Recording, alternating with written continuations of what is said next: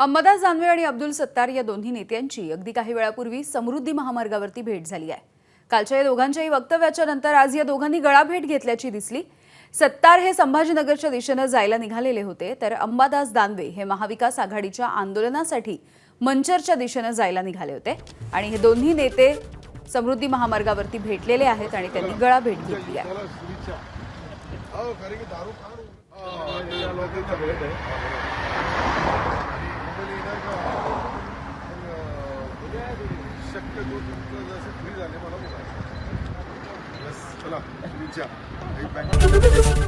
ABP माझा, उघडा डोळे बघा नीट।